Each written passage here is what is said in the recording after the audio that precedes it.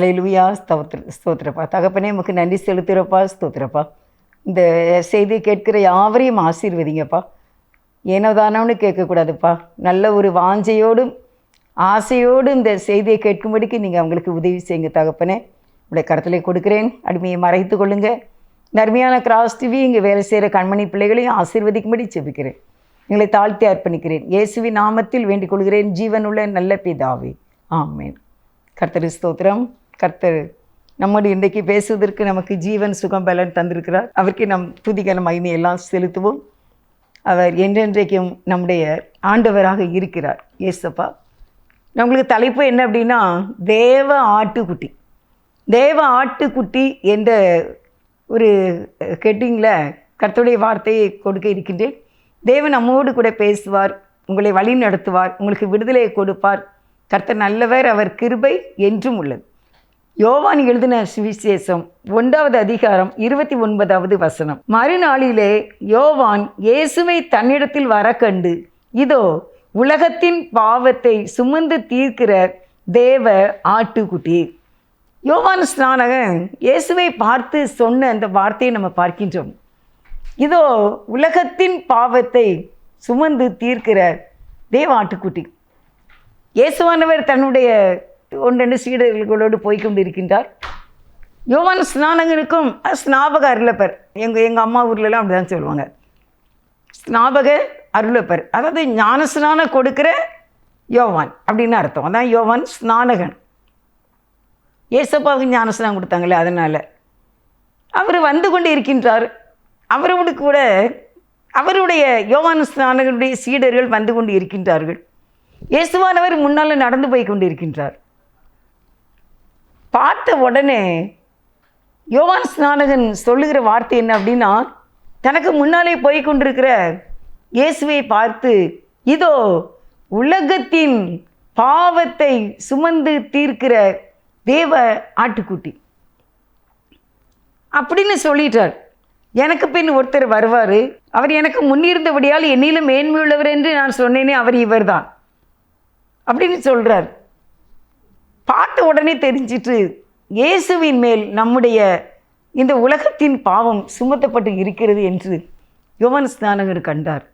அவர் சொல்கிறாரு, இயேசுவினுடைய இந்த ஆட்டுக்குட்டியினுடைய பாதரட்சியின் வாரை அவிழ்க்க கூட எனக்கு அந்த குவாலிஃபிகேஷன் கிடையாது, தகுதி கிடையாது. நான் நினைக்கிறேன், அப்போது நம்மளை இப்போ சாதாரண செருப்பு போடுறோம் நாங்கள் லேடிஸ்லாம். ஜென்ஸ்லாம் வந்து ஓரளவு சாண்டெக்ஸ் போடுவாங்க, டேப்பு வயர் இருக்கிற மாதிரி. அந்த அந்த சாண்டெக்ஸோட அந்த வாரை அவிழ்க்க கூட எனக்கு தகுதி கிடையாது என்று யோவான் ஸ்நானகன் சொல்லுகின்ற ஒரு தாழ்மையை அங்கே பார்க்கின்றோம். என்ன ஒரு தாழ்மை பார்த்தீங்களா? நான் உங்களுக்கு என்ன சொல்ல வரேன் அப்படின்னா, தேவ ஆட்டுக்குட்டியை உங்களுக்கு நான் அறிமுகம் செய்கின்றேன். தேவ ஆட்டுக்குட்டி நம்முடைய ஏசப்பா தான். எனக்கு ஏசப்பான்னு சொன்னால் அது ஒரு தனி இன்பமாக இருக்கும். இயேசுவே அப்படின்னு முன்னாலே சொல்லியிருக்கோம் எங்கள் அம்மா வீட்டில். இயேசுவே, நாங்கள் ஒரு பொருள் விழுந்தாலும் கீழே இயேசுவேன்னு தான் எடுப்போம். ஆனால் ஏசப்பா அப்படின்னா அது ஒரு தனி அலாதியான ஒரு இன்பமாக இருக்கும். சில பேர் நல்லா டேடின்னு கூப்பிடுவாங்க ஏசப்பாவை, அதுவும் நல்லா கேட்குறதுக்கு நல்லா இருக்கும். இப்போ நான் அந்த தேவ ஆட்டுக்குட்டியை பற்றி உங்களுக்கு நான் விளக்கம் கொடுக்க இருக்கின்றேன். ஒரு நாள் ஒரு சகோதரி வீட்டுக்கு காலையில் நான் போயிருந்தேன். காலையில் ரொம்ப காலையில் இல்லை. அப்போ அவர்கள் எழுந்து உட்கார்ந்து பேசி கொண்டிருந்தார்கள் தன்னுடைய கணவனிடம். என்ன அப்படின்னா, நல்ல ஆழ்ந்த ஒரு தூக்கத்தில் நெஞ்சிலே ஒரு பெரிய கருப்பு உருவமானது ஏறி உட்கார்ந்திருக்கிறது. அது தொண்டையை பிடித்து அமைக்க கொள்றதுக்கு அது போராடுகிறதாம் அந்த கருப்பு உருவம். உங்களுக்கு என்ன செய்யணும்னு தெரியல, மிதிச்சு பார்க்காங்க, அடித்து பார்க்காங்க அந்த கனவில். ஆனாலும் ஒன்றுமே முடியலை. மேலுமாக அப்படியே நெஞ்சில் ஏறி ஸ்ட்ராங்காக உட்காந்துக்கிட்டு கழுத்தை நெரிச்சு கொள்றதுக்கு ட்ரை பண்ணி கொண்டு இருக்கிறது. உங்களை எப்படிலாமோ பண்ணி பார்க்காங்க, முடியல. கடைசியில் அவருடைய கணவர் பக்கத்தில் படுத்திருக்கிறார், அவருடைய குழந்தைகள் பக்கத்தில் பெண் பிள்ளைகள் ஆண் பிள்ளைகள் படுத்திருக்காங்க, எல்லாரும் படுத்திருக்காங்களாம். ஆனால் யாரையுமே ஹெல்ப்புக்கு என்ன செய்ய முடியல, கூப்பிட முடியல. இப்படி ஒரு கருப்பு உருவம் என்மேல் உட்கார்ந்திருக்கிறது, காப்பாற்றுகள் என்று கூப்பிட முடியவில்லை. அந்தளவுக்கு தொண்டையை டைட்டாக பிடிச்சிருக்கு. உடனே அவங்க என்ன சொன்னாங்க அப்படின்னா, அவங்களுடைய இருதயத்திலிருந்து இந்த போராடி கொண்டு இருந்த அந்த நேரத்தில் இருதயத்தில் இருந்து ஒரு சத்தம் வந்ததான். அது என்ன தெரியுமா? ஆட்டுக்குட்டி ஆனவரே, ஆட்டுக்குட்டி ஆனவரே அப்படின்ட்டு ஒரு சத்தம் வந்துச்சான் உள்ளத்தில். உடனே இவங்க நம்மளும் சொல்லிடுவோமே அப்படின்னு நினச்சிட்டு அவங்களும் சொன்னாங்களாம், எவ்வளோ சத்தமாக கூப்பிட முடியுமோ அவ்வளவு சத்தமாய் ஆட்டுக்குட்டியானவரே அப்படின்ட்டு அந்த ஒரே சவுண்டு தான். அந்த ஒரே சவுண்டில் அந்த கருப்பான உருவம் தொண்டை விட்டு கையை எடுத்து எழுந்து ஓடிய விட்டதும் இவங்களுக்கு முழிப்பு தட்டிட்டு, இயேசுவே, தேவ ஆட்டுக்குட்டி, ஆட்டுக்குட்டியானவர் என்று சொன்ன இந்த நாமத்துக்கு இவ்வளவு மதிப்பா? ஏனென்றால் அவர் நமக்காக, பாவங்களுக்காக, பேயை சாத்தானை வெல்லும்படிக்கு இந்த உலகத்தில் நமக்காக பிறந்தவர் இயேசு.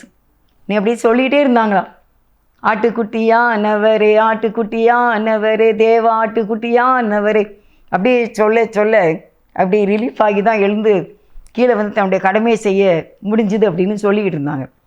அருமையானவர்களே, நம்முடைய ஆண்டவராக இயேசு கிறிஸ்து நமக்காக இவ்வளவு பாடுகளை பட்டதுனால அவர் தான் நமக்கு சரியான டாக்டர், அவர் தான் நமக்கு சரியான மருந்து, அவரே தான் நமக்கு எல்லாமே.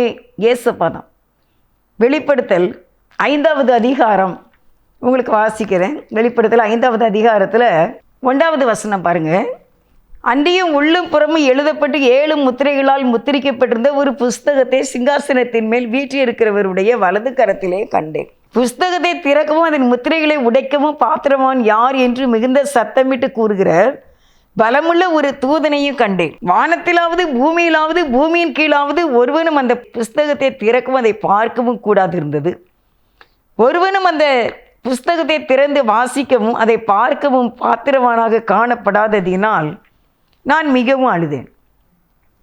யோவான் இயேசு கிறிஸ்து நிமித்தமாக பத்துமு என்னும் தீவிலே சிறைச்சாலையிலே இருக்கின்றார். அங்கே இருக்கும்போது அவருக்கு ஏற்பட்ட தரிசனம் இது. அந்த தரிசனத்திலே 1வது வசனத்தில் உள்ளும் புறமும் எழுதப்பட்ட 7 முத்திரைகளால் முத்திரை போடப்பட்ட ஒரு புஸ்தகம் சிங்காசனத்தில் இருக்கிற பிதாவானவருடைய கரங்களிலே இருக்கின்றது. புஸ்தகம். இந்த செய்தியை நீங்கள் ரொம்ப கவனமாக நீங்கள் கேட்டிங்கன்னா, இந்த தேவ ஆட்டுக்குட்டியானவர் உங்களுடைய வாழ்க்கையில் பாவங்களை மன்னித்து சாபங்களை நீக்கி நோய்களை விலக்கி சமாதானமும் ரட்சிப்பையும் தந்து இந்த இடத்துல போய் நம்மளே ஒரு நாள் கொண்டு நிறுத்த அவர் வலிமையுள்ளவராக இருக்கின்றார். 30 நிமிடங்கள் தான் நீங்கள் கவனமாக கேட்க வேண்டும். நான் இந்த செய்தியை கொடுக்குறேன், இது எவ்வளோ நேரமாக எடுத்திருப்பேன், எவ்வளோ கரெக்ஷன் பண்ணியிருப்பேன். ஆனால் திருப்பி இது டிவியில் வரும்போது இல்லை யூடியூப்பில் வரும்போது நான் 2 முறையாவது கேட்க தோன்றும். அப்படின்னா தான் அதனுடைய உண்மை கருத்தை தேவனுடைய ஆவியானவர் நமக்கு எப்படி சொல்லி இருக்கிறார் என்பது எனக்கு புரியும். அப்போ நீங்கள் அதை கவனமாக நீங்கள் கேட்டீர்களானால் உங்களுக்குள்ளே இந்த வார்த்தையை கிரியேச்சு. அப்போ புஸ்தகத்தை வீற்றிருக்கிறார். நான் இதை எப்படி எடுப்பேன் அப்படின்னா, சட்டசபை மாதிரி எடுப்பேன். சட்டசபையிலே முதலமைச்சர் இருப்பார், சுற்றி எல்லா எம்எல்ஏக்கள் இருப்பாங்க, மற்ற எல்லாரும் இருப்பாங்க. அதே மாதிரி பிதா உட்கார்ந்து இருக்கிறார், அவர் கையிலே புத்தகம் இருக்கின்றது. அதை திறக்கவும் அதை உடைக்கவும் 7 முத்திரைகளால் முத்திரை போட்டிருக்கு. திறக்கவும் உடைக்கவும் யார் இருக்கா அப்படிங்கிற ஒரு பெரிய சத்தம் அங்கே கேட்கின்றது. அப்படி ஒரு தூதன் சொல்கிறாரா 3வது வசனத்தில், வானத்திலாவது பூமியின் கீழாவது ஒருவனும் அந்த புஸ்தகத்தை திறக்கவும் அதை பார்க்கவும் கூடாது இருந்தது. எல்லாரும் அங்கே வானத்தில் தான் இருக்காங்க, பரலோக ராஜ்யத்தில். அவங்களுக்குமே அதை பார்க்கவோ அதை வாசிக்கவோ முடியலை, பூமியில யாராலையும் முடியலை. 4வது வசனத்தில், ஒருவனும் அந்த புஸ்தகத்தை திறந்து வாசிக்கவும் அதை பார்க்கவும் பாத்திரவானாக காணப்படாததினாலே நான் மிகவும் அழுதேன். யோவான் பார்த்து கொண்டு இருக்கின்றார். இந்த பிதா உட்கார்ந்து இருக்கிறார், கையிலே புத்தகம் இருக்கின்றது, 24 மூப்பர்கள் அங்கே இருக்கின்றார்கள், ஏகப்பட்ட ஏஞ்சல்ஸ் அங்கே இருக்காங்க. ஆனால் இதை யாருமே வாங்கலையே. யார் இதை வாங்குவான்னு கேட்டால் அதுக்கு யாருமே வாங்க வரலையே. இன்னொன்னே அதில் என்ன இருக்கும், அந்த புஸ்தகத்தில் அப்படி என்ன இருக்கும், யாரும் வாங்க முடியலையே அப்படின்ட்டு யோவான் தரிசனத்தில் அவர் அழுகிறார். உங்களுக்கு எப்படி இருக்குது கேட்கும்போது? நான் இதை ஆண்டவரை ஏற்றுக்கொண்ட அந்த ஆரம்ப காலத்தில் நான் வாசித்திருக்கிறேன். அப்போ உண்மையிலே எனக்கும் அழுகையாக தான் இருந்தது. எப்படி இருந்திருக்கும்? யோவான் அழக்கூடிய அளவுக்கு ஒரு பெரிய, ஒருவேளை 50 வயசுக்கிட்ட கூட இருந்திருக்கும். அப்படிப்பட்ட ஒரு மனிதன் இந்த காட்சியை பார்க்கும்போது அழுகிறார். அந்த புத்தகம் அப்போ எவ்வளோ வலிமை உள்ளது. 5வது வசனம், அப்பொழுது மூப்பர்களில் ஒருவன் என்னை நோக்கி, நீ அழ வேண்டாம், இதோ யூதா கோத்திரத்து சிங்கமும் தாவீதின் வேறுமானவர் புஸ்தகத்தை திறக்கவும் அது 7 முத்திரைகளை உடைக்கவும் ஜெயம் கொண்டிருக்கிறார். மூப்பர்களில் ஒருவன் சொல்லுகின்றார், நீ அழ வேண்டாம், இதுக்கு ஒரு ஆள் இருக்குப்பா, இந்த புஸ்தகத்தை வாங்கவும் யூதா கோத்திரத்தின் சிங்கம் தாவீதின் வேறுமான இயேசு கிறிஸ்து இந்த 7 முத்திரைகளை உடைக்க ஜெயம் கொண்டு இருக்கிறார். அவர் இயேசு இந்த உலகத்திலே பிறந்தார், சோதனைகளை சகித்தார், அவரை கொலை செய்தார்கள், அடக்கம் பண்ணினார்கள், 3ஆவது நாள் உயிர்த்தெழுந்தார், இன்னைக்கு அவர் பரலோகத்திலே இருக்கிறார். அவர் ஜெயம் கொண்டிருக்கிறார், உலகத்தை ஜெயித்தார், மாம்சத்தை ஜெயித்தார், பிசாசை ஜெயித்தார், எல்லா போராட்டங்களையும் ஜெயித்தார். வெண்ணிலே பாவம் உண்டென்று யார் சொல்லக்கூடும் என்று சொல்லும் அளவுக்கு வாழ்ந்து காட்டினார் வெற்றியான பரிசுத்த வாழ்க்கை. 6வது வசனம், அப்பொழுது இதோ அடிக்கப்பட்ட வண்ணமாய் இருக்கிற ஒரு ஆட்டுக்குட்டி சிங்காசனத்திற்கும் 4 ஜீவன்களுக்கும் மூப்பர்களுக்கும் மத்தியிலே நிற்க கண்டேன். 7 கொம்புகளையும் 7 கண்களையும் உடையதாய் இருந்தது. அந்த கண்கள் பூமியில் அனுப்பப்படுகிற தேவனுடைய ஆவிகளையாம். அப்பொழுது இதோ அடிக்கப்பட்ட வண்ணமாய் இருக்கிற ஒரு ஆட்டுக்குட்டி அந்த சிங்காசனத்திற்கும் 4 மூப்பர்களுக்கும் மத்தியிலே வந்து நிற்க கண்டேன். இப்போ என்ன ஆச்சு? அடிக்கப்பட்ட வண்ணமாய் இருக்கிற இயேசு கிறிஸ்துவை இந்த பூமியில் எல்லாரும் சேர்ந்து, போர் வீரர், மிலிட்ரி எல்லாரும் சேர்ந்து அடித்தாங்க. அதே அடிக்கப்பட்ட அந்த எல்லா அடையாளங்களோடு கூட அங்கே ஏசப்பா வந்து நிற்கிறாங்க. 7வது வசனம், அந்த ஆட்டுக்குட்டியானவர் வந்து சிங்காசனத்தின் மேல் உட்கார்ந்திருக்கிறவருடைய வலது கரத்தில் இருந்த புஸ்தகத்தை வாங்கினார். அல்லேலூயா, அல்லேலூயா. இப்போ இந்த அடிக்கப்பட்ட வண்ணமாய் இருக்கிற ஆட்டுக்குட்டியானவராகிய ஏசப்பா வந்து சிங்காசனத்தில் உட்கார்ந்திருக்கிறவருடைய வலது கரத்தில் இருக்கிற புஸ்தகத்தை வாங்கிவிட்டார். எப்படி இருக்கு? சந்தோஷமா இருக்குல்ல? ஏன்னா ஏசப்பா வந்து நம்ம பக்கம்தான், நமக்கு ஆதரவு கொடுக்க தான் வந்தாங்க ஏசப்பா. ஏசப்பா என்னைக்கு நமக்கு ஆதரவு தான். இப்போ எலெக்ஷனில் ஓட்டு போடுறாங்க, ஏதாவது ஒரு கட்சிக்கு போடுறாங்க. எதனால போடுறாங்க அப்படின்னா, எந்த கட்சி நமக்கு பிடிக்கும், யார் நமக்கு ஆதரவாக இருப்பா அப்படின்னு தானே அவங்க ஓட்டு போடுவாங்க. பொதுவாக நம்ம பார்க்குறோம், ஸ்கூலில் எலெக்ஷன் நடக்கும், காலேஜில் எலெக்ஷன் நடக்கும். நான்லாம் 5வது வகுப்பு படிக்கும்போது கான்வென்ட்டில் என்னை செய்தி மந்திரியாக வைத்திருந்தார்கள். அதுக்கு ஒரு செலக்டட் பண்ணுறாங்க. இங்கே நமக்கு இயேசுவானவர் வந்து அந்த புஸ்தகத்தை வாங்கினாருன்னா நமக்கு தான் சந்தோஷம். ஏன்னா அவர் நமக்கு ஆதரவு, பாவங்களை மன்னித்து நமக்கு வாழ்வு கொடுக்க, நம்ம எப்பெல்லாம் துன்பங்களில் கதறுகிறோமோ, கண்ணீர் வடிக்கிறோமோ, அவரை நோக்கி பார்க்கிறோமோ, அப்பெல்லாம் நம்மை ஆற்றி தேற்றி வார்த்தைகளை கொடுத்து நம்மை தூக்கி எடுத்து ஒவ்வொரு நாளும் கண்மணியை போல காத்து ஜெயம் கொடுக்கிற இயேசுவானவர் அந்த புத்தகத்தை வாங்கினார். இப்போ இயேசுவாவை இப்போ நம்ம பார்த்தா கூட அவருடைய பாதத்திலே மரியாதை போல விழுந்து நம்ம 1000 முத்தம் கொடுக்க காத்திருக்கின்றோம். அவர் வாங்கிட்டார். 8, அந்த புஸ்தகத்தை அவர் வாங்கின போது அந்த 4 ஜீவன்களும் 24 மூப்பர்களும் தங்கள் சுரமண்டலங்களையும் பரிசுத்தவான்களுடைய ஜெபமாகிய தூப வர்க்கத்தால் நிறைந்த பொற்கலசங்களை பிடித்து கொண்டு ஆட்டுக்குட்டியானவருக்கு முன்பாக வணக்கமாய் விழுந்து, அந்த புஸ்தகத்தை வாங்கின உடனே என்ன நடக்கு அப்படின்னா, 4 ஜீவன்கள் 24 மூப்பர்கள் தாங்கள் கையில் வைத்திருக்கிற வாத்திய கருவிகளை, ஜெபங்களை, தூபவர்க்கத்தால் இருந்த பொற்கலசங்களை பிடித்து கொண்டு ஆண்டவருக்கு முன்பாக, இயேசுவானவருக்கு முன்பாக, ஆட்டுக்குட்டியானவருக்கு முன்பாக அனைவரும் குப்பரடிக்க விழுந்து வணங்கினார்கள். இன்றைக்கு நாமும் வணங்குகிறோம் இயேசுவை. நான் வணங்குகிறேன், இயேசுவை வணங்குகிறேன். இந்த ஆட்டுக்குட்டியானவரை நான் வணங்குகிறேன். ஏன்னா அந்த புஸ்தகம் ஜீவ புஸ்தகம், அது ஞாபக புஸ்தகம், என்னை ஆசீர்வதிக்கக்கூடிய புத்தகம். அதை இயேசு எனக்காக வாங்கிவிட்டார். ஏனென்றால் இயேசு கிறிஸ்துவினுடைய ஆதரவு எனக்கு இருக்கு. அவர் என் பக்கம், நான் அவர் பக்கம். அல்லேலூயா, அல்லேலூயா. 9 வசனம், தேவரீர் புஸ்தகத்தை வாங்கவும் அதன் முத்திரைகளை உடைக்கவும் பாத்திரராய் இருக்கிறீர். ஏனெனில் நீர் அடிக்கப்பட்டு சகல கோத்திரங்களிலும், பாசைக்காரரிலும், ஜனங்களிலும், ஜாதிகளிலும் இருந்து எங்களை தேவனுக்கென்று உடைய இரத்தத்தினாலே மீட்டு கொண்டீர். அதனால நீர் இப்படி எங்களுக்காக அடிக்கப்பட்டு காணப்பட்டு இந்த புஸ்தகத்தை வாங்கினதுனால வணக்கப்பாய் விழுந்து நாங்கள் உமக்கு நன்றி செலுத்துகிறோம் என்று சொல்லுகிறார்கள். அல்லேலூயா, அல்லேலூயா. அருமையானவர்களே, யாரை அடிப்பார்கள்? குற்றவாளிகளை அடிப்பார்கள். ஆனால் இயேசு அடிக்கப்பட்ட ஆட்டுக்குட்டியாக காணப்பட்டார். மற்றவர்கள் பார்க்கும் வண்ணமாக இருக்கக்கூடிய அளவுக்கு அந்த உடம்பு எவ்வளவு கந்தலாக இருந்திருக்கும். அடிக்கப்பட்ட வண்ணமாக இருக்கிற இயேசு கிறிஸ்துவை அடிக்கப்பட்ட வண்ணமாகவே யோவான் பார்க்கின்றார் என்றால், அந்த உடம்பு அந்த அடியினால எப்படி ஒரு கந்தலாக இருந்திருக்கும். அன்றைக்கு யூதர்கள், சேவகர், போர் சேவகர் எல்லாருமே சேர்ந்து தானே அடிச்சிட்டாங்க. இயேசுவோடு நினச்சி பாருங்க. நான் இன்றைக்கி இந்த ஆஃபீஸ்க்குள்ளே வரும்போது என்ட்ரன்ஸில் லேசாக காலு ஒரு கதவுல இடிபட்டுட்டு, என்னம்மா ஒரு வழி தெரியுமா, நான் நிறைய சீட்டில் உட்காந்தேன். இந்த பெருவரில் வேகமாக அந்த கதவை தள்ளாமல் ஸ்லோவாக தள்ளினதுனால இந்த கதவு காலில் இடிச்சிட்டு எப்படி வலிக்கு தெரியுமா. ஆண்டவரை, ஆட்டுக்குட்டியானவரை கந்தலாக அவர்கள் அடித்து நொறுக்கி விட்டார்கள். ஏசப்பா தான் நமக்காக இந்த பாடுபட்டாங்க. இந்த உலகத்தில் நம்மை வாழ வைக்க இவ்வளவு கஷ்டமும் அவமானமும் ஏசப்பா பட்டதினால் தேவனுடைய கையிலிருந்து புத்தகத்தை வாங்கக்கூடிய தகுதி அவருக்கு கிடைத்தது.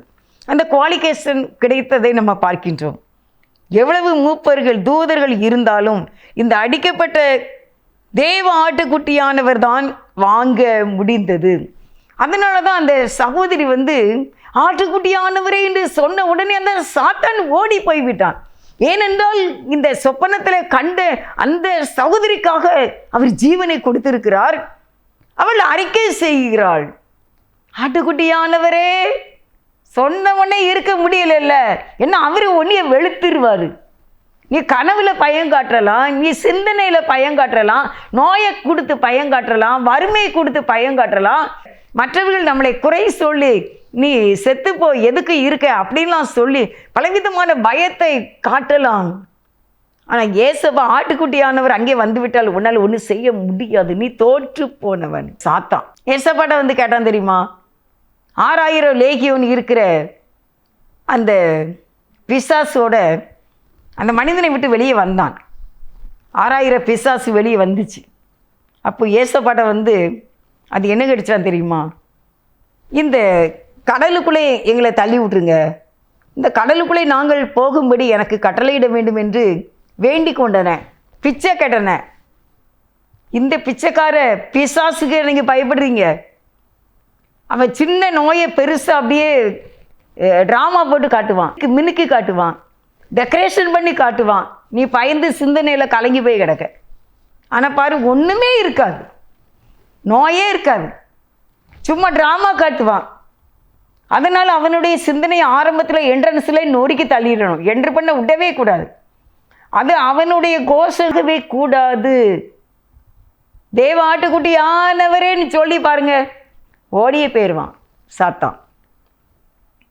அப்படிலாம் சும்மா நம்மளை ஏனோ தானோ இந்த உலகத்தில் கண்ட நோய்க்கும் கண்ட மரணத்துக்கும் பேய்க்கும் தரித்திரத்துக்கும் விட்டு கொடுக்க இயேசுவா நமக்காக சிலுவையில் இவ்வளவு பாடுகள் படவில்லை. அருமையானவர்களே, நம்ம அனுபவிக்கமே, டெய்லி அனுபவிக்கமே. அன்றன்றுள்ள அப்பத்தை அன்றன்று தருகிறாரு.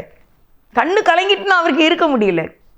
சில பிரச்சனைலாம் பார்த்தீங்கன்னா 3 நாள் இப்படியே போராடிக்கிட்டே இருந்தால் போதும். 3 நாள் எசப்பா எசப்பான்னு ஆலயத்துக்கு போகும், வீட்டில் ஜெபிக்கவும் படிக்கவும் துதிக்கவும் ஆராதிக்கவும் 3 நாளைக்கு மேலே அளவிட மாட்டார். அப்படியான இரக்கமுள்ள இதயம் அவருக்கு, அன்புள்ள இதயம் இருக்கு. கடலின் ஆழம் போல் கருணையோடு இரக்கம், கரையில்லை அவர் அன்பு கரையற்றதே. கடலின் ஆழம் போல் கருணையோடு இரக்கம், கரையில்லை அவர் அன்பு கரையற்றதே. இயேசு நல்லவர், இயேசு வல்லவர், என் இயேசுவை போல் வேறொரு நேசர் இல்லையே. அன்பு வருதா இந்த தேவ ஆட்டுக்குட்டி மேலே? வேறு யார் இந்த உலகத்தில் அப்படி ரொம்ப நேசித்திர போகிறா? ஏசப்பாவிடையே உங்களை யாரும் நேசித்திர போகிறாங்க, உயிரை கொடுத்துட போகிறாங்க. ஒரு நாள் ஒரு கதை ஒன்று நான் கேட்டேன். என்ன அப்படின்னா, அந்த வீட்டில் ஒருத்தர் இறந்துட்டாங்களாமா. இறந்து அடக்கலாம் பண்ணியாச்சு, 2-3 நாள் ஆயிற்று. ஆனால் அவங்க ரொம்ப அழுது கொண்டே கிடக்கின்றார்கள். அந்த வீட்டில் ஒரே அலட்சத்தமாக இருக்குது. உடனே கடவுள் வந்து கேட்டாராம். நான் கதையை அது படித்தேன்னா புக்கில் பார்த்தேன்னா தெரியல, கேட்டேன்னா தெரியல. அப்போ கடவுள் வந்து கேட்குறாரு, சரி நான் அவரை இறந்து போனவரை உங்களுக்கு எழுப்பி தந்துடுதேன், ஆனால் அந்த கல்லறைக்கு போகிறதுக்கு ஒரு ஆள் ரெடியாக இருக்கீங்களா? யாராவது ரெடியாக இருக்கீங்களா? அப்படின்னா உங்களை அந்த கல்லறையில் வச்சுட்டு அவரை உங்களுக்கு கொண்டு தந்துடுதேன், ஏன்னா நீங்கள் மாத கணக்காக அழுதுகிட்டு இருக்கீங்க அப்படின்னு சொல்லி கேட்டாராம். உடனே ஒருத்தங்க சொன்னாங்களாம், என் மகளுக்கு கல்யாணம் முடிக்கணுமே, நான் தானே நின்று செய்யணும் அப்படின்னாங்களாம். மகிட்ட கேட்டாங்களாம், நான் இப்போ தான் குழந்தை உண்டாகியிருக்கேன், எனக்கு பிள்ளை பிறக்கணும்ல அப்படின்னு கேட்டாங்களாம். மகக்கிட்ட கேட்டாராம் கடவுள். மகன் சொன்னானா, இப்போ தான் நான் வீடு கட்டிக்கிட்டு இருக்கேன், இன்னும் பால் காய்க்கவே இல்லையே, நான் எப்படி கல்லறைக்கு போக அப்படின்ட்டானா. அப்போ என்னப்பா அன்பு உங்களுக்கு? நேரம் வந்துட்டு அவர் போயிட்டாரு, சதங்கட்டமாக இருங்கன்னு சொல்லிட்டாராம். அப்படின்னு அந்த கதை முடிஞ்சு. ஆனால் இயேசுப்பா நமக்காக உயிரை கொடுத்தார்ல. என்னுடைய இந்த கிராஸ் டிவியில் வந்து நான் வாரத்துக்கு 2 நாள் நம்முடைய மெசேஜ் வெளியே வருகிறது. என்னுடைய ஆதங்கெல்லாம் என்ன அப்படின்னா, நீங்கள் எல்லாரும் இயேசுப்பாவை நல்லா நேசித்தீங்கன்னா நீங்கள் இந்த உலகத்தில் நல்லா இருப்பீங்க, நரகத்துக்கு போக மாட்டோம், பரலோக ராஜ்யம் விட இந்த ஒரே நோக்கத்தை தவிர வேறு எதுவுமே எனக்கு கிடையாது. அதுக்காக தான் இவ்வளவு பிரயாசப்பட்டு நாங்கள் ஓடி வருகிறோம். எத்தனை பேனா தெரியுமா முன்னால் கிடக்கும்? பைபிள் எழுதுறதுக்கு ஒரு பொடி எழுத்தான ஒரு பேனா, டைரியில் எழுதுறதுக்கு பெரிய எழுத்துள்ள ஒரு பேனா, அதை அண்டர்லைன் பண்ணுறதுக்கு நல்ல ஒரு ரெட் கலர் இங்கு, டார்க்கான இங்கு, என்ன இவ்வளவு வச்சு ஒரு கன்கார்டன்ஸு புக்கு, ஒரு பைபிள், ஒரு பெரிய டைரி, அது காற்றுல பறக்காமல் அதுக்கு ஒரு வெயிட்டு, இதுக்கு ஒரு நாற்காலி, பக்கத்தில் ஒரு செம்பில் தண்ணி, இவ்வளவு இருந்து மணிக்கணக்காக எடுத்து தான் இதை தயாரித்து இவ்வளோ பெரிய ப்ராசஸிங்க கொண்டு வந்திருக்கு. இது பெரிய ஒரு ப்ரொடக்ஷன், பெரிய ஒரு தயாரிப்பு. ஆனால் நான் இல்லை, என் தேவன் எனக்கு அப்படி கரெக்டாக ஜோடி சேர்த்து தருவார். இவ்வளோ பேர் இருந்தாலும் இயேசு தான் அந்த புத்தகத்தை வாங்கினார். மனித சொற்கள், காயங்கள், நிந்தைகள் அற்பமாய் நினைக்கிறார்கள், இவை பெரிதாக நினைத்து கஷ்டப்படாதீர்கள், ஏனென்றால் பரலோகத்திலே உங்களுக்கு ஒரு மேன்மையை இயேசுவா வச்சிருக்காங்க. கவலைப்படாதீர்கள், அதை சீக்கிரத்தில் நீங்கிவிடும். இந்த லேசான உபத்திரவம் இன்னும் தேவனை நாம் விசுவாசிப்போம், இன்னும் அவரை நாம் அண்டிக் கொள்வோம். ஒரே வார்த்தை மனசில் 1000 கோடி அவிசுவாசமான வார்த்தைகள் வந்தாலும் அதை குப்பை மாதிரி தள்ளிவிட வேண்டும். இயேசுவின் பாதத்தை நம்ம மனதுக்குள்ளே கட்டி பிடித்து கொள்ள வேண்டும். தேவன் ஆசீர்வதிப்பார். இயேசுவின் பாதத்தை உங்கள் இருதயத்துக்குள்ளே வச்சுக்கோங்க. கவலையை வைக்காதீங்க, பாரத்தை வைக்காதீங்க. ஒரு சின்ன ஒரு ஆள் நம்மளை ஒரு மனசு கஷ்டமாக ஒரு வேர்டு சொன்னால் கூட அதுக்கு அப்படியே எடுத்து குடும்பம் பாருங்க, நோட்ஸ் எழுதுகிற மாதிரி. அட போயா, என் பிள்ளை தானே சொன்னால் சொல்லிட்டு போகுது, என் அக்கா தானே சொல்லிட்டு போட்டும், என் தங்கச்சி தானே சொல்லிட்டு போட்டும், என்னோட ஃப்ரெண்டு தானே சொல்லிட்டு போட்டும், என்ன தூரப்போ அப்படின்னு சொல்லணும். அப்படி சொல்லாமல் அதுக்கு அவன் மெருகூட்டுறது ரெடியாக இருப்பான், அதுக்கு டெக்கரேஷன் பண்ணுவான். அது ஒரு பெரிய ட்ராமா மாதிரி ஆக்கி சிந்தனையில் ஆக்கி அதை இருதயத்தில் கொண்டு வந்து கடைசியில் பகையை உண்டாக்குவான் பிசாசு. அதுக்கு இடம் கொடுக்கக்கூடாது. கொடுக்காம இயேசுவோடைய பாதத்தை நம்ம இதயத்துக்குள்ளே வைத்துக்கொள்ள வேண்டும். நம்ம எப்பவுமே இந்த உலகத்தை கடந்த ஆவியின் மண்டலத்துக்குள்ளேயே நம்ம வாழணும்னு ஆசைப்படணும். இந்த வசனத்துக்குள்ளேயே நம்ம வாழணும்னு ஆசைப்படணும். அவரை பாடி துதிக்கிறதுலே வாழணும் ஆசைப்படணும். எல்லாம் நடக்கும். வேலைக்காரன் இல்லாத வீடாக உங்களுக்கு வேலைக்காரன் வருவான். வேலைக்காரி இல்லாத வீடாக இருக்கீங்களா, உங்களுக்கு ஒரு வேலைக்காரி இருப்பா. உங்கள் தொழிலை பார்க்குறதுக்கு ஒரு மேனேஜர் வேணுமா, கர்த்தர் தருவார். உங்கள் தொழிலில் உங்களுக்கு எதுனாலும் ஒரு வேலை செய்யணும் அர்ஜெண்டாக, இன்றைக்கி ஒரு காய்கறி வாங்கணும் அப்படின்னா கூட உங்களுக்கு வேலைக்கு ஒரு ஆள் தருவார். நாம் அவருடைய பாதம் நம் இருதயத்திற்குள்ளே இருக்க வேண்டும். ஆட்டுக்குட்டியானவர் நம்ம இருதயத்துக்குள்ளே இருக்க வேண்டும். ஏனென்றால் அவர் எல்லாவற்றையும் செய்து முடித்தவராய் நமக்குள்ளே இருக்கின்றார். சொல்கிறார்ல, உனக்காக யாவையும் செய்து முடிப்பேன். நான் அந்த செய்தி எடுத்துகிட்டு கரெக்ஷன் பண்ணிக்கிட்டு இருக்கும்போது, நான் உனக்காக எல்லாம் செய்து முடிச்சிட்டேனே. நான் ஆட்டோவில் வரும்போது கூட எனக்குள்ளே இது வந்துக்கிட்டே தான் இருந்தது. எதுக்கு எல்லாரும் புலம்புறாங்க, எதுக்கு ஒரு சின்ன காரியத்துக்கு ரொம்ப கவலைப்படுறாங்க, அழுறாங்க? ஆண்டவர் தான் சொல்லியிருக்காங்கல்ல, உனக்காக யாவையும் செய்து முடித்தேன் அப்படின்ட்டு. சிலுவையில் தொங்கும்போது கூட ஏசப்பா சொன்னது அதானே. அதான் சொன்னார், எல்லாம் முடிந்தது, எல்லாம் முடிச்சுட்டேன்ப்பா, நீங்கள் சந்தோஷமாக வாழுங்க அப்படின்னு தானே சொன்னாங்க. அப்படின்னு அந்த ஆட்டோவில் வரும்போது நான் அப்படி கண்ணை மூடிட்டே வரும்போது எனக்குள்ளே தேவன் அப்படியே தான் பேசி கொண்டிருந்தார். உங்களுக்காக அவர் எல்லாவற்றையும் செய்து முடித்து விட்டார். நாம் அந்த ஆட்டுக்குட்டியானவரை உள்ளே வைத்துக்கொள்ள வேண்டும். நீ எங்களை விட்டு பெயராதீங்கப்பா, நீங்கள் எங்களுக்கு வேணும்ப்பா, உங்கள் பாதத்துக்கு நான் முத்தம் கொடுக்கப்பா, என்னையும் என் குடும்பத்தையும் வச்சுக்கோங்கப்பா, இதை கைவிட்டுறாதீங்கப்பா, நாங்கள் வெட்கப்பட்டே போகக்கூடாதுப்பான்னு கேளுங்க. தேவாட்டுக்குட்டியானவர் சாத்தானை விலக்கி, கஷ்டத்தை நீக்கி, கண்ணீரை துடைத்து, சமாதானம் தந்து, இந்த பூமியிலேயே பரிசுத்தமாக்கி பரலோகத்திலையும் கொண்டு சேர்க்க அவர் வலிமையுள்ளவராக இருக்கின்றார். ஆணி கொண்ட உன் காயங்களை அன்புடன் முத்தி செய்கின்றேன். ஆணி கொண்ட உன் காயங்களை அன்புடன் முத்தி செய்கின்றேன். பாவத்தால் உம்மை கொன்றேனே, பாவத்தால் உம்மை கொன்றேனே, ஆயனே என்னை மன்னியும், ஆயனே என்னை மன்னியும். ஆணி கொண்ட உன் காயங்களை அன்புடன் முத்தி செய்கின்றேன்.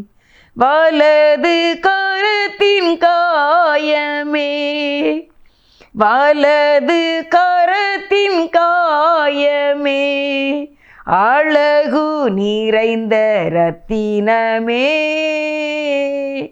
அன்புடன் முத்தி செய்கின்றேன்.